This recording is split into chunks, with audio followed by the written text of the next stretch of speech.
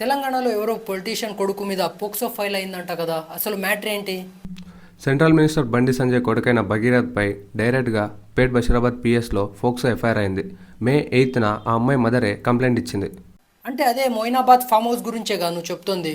అది ఎప్పుడో డిసెంబర్లో జరిగిందంట కదా. డిసెంబర్ 31న జరిగిందని అలిగేషన్, రీసెంట్గా ఏమీ కాదు. కానీ పాయింట్ ఏంటంటే అమ్మాయి మైనర్ కాబట్టి డైరెక్ట్గా ఫోక్సో సెక్షన్స్ అప్లై అయ్యాయి. దీనికి రిప్లైగా ఎఫ్ఐఆర్కి కొన్ని గంటల ముందే భగీరథ్ కూడా పోలీస్ స్టేషన్లో కంప్లైంట్ ఫైల్ చేశాడు. నన్ను హనీ ట్రాప్ చేసి 5 కోట్లు ఇవ్వమని బ్లాక్మెయిల్ చేశారు, కానీ నేను 50,000 మాత్రమే ఇచ్చా, మిగతా డబ్బులు ఇవ్వలేదని ఇలా కంప్లైంట్ ఫైల్ చేశారని చెప్పాడు. బట్ ఒక మైనర్ అమ్మాయి కంప్లైంట్ ఫైల్ చేసినప్పుడు అందులో ఫిజికల్ అసాల్ట్ అలిగేషన్ ఉంటే కనుక ప్రాసెస్ చాలా వైలెంట్గా ఉంటుంది.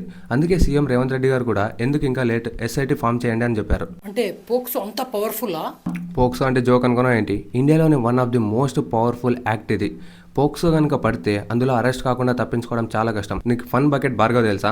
అతని మీద కూడా పోక్సో పడింది. కోర్టు అతనికి 20 సంవత్సరాలు జైలు శిక్షణ విధించింది.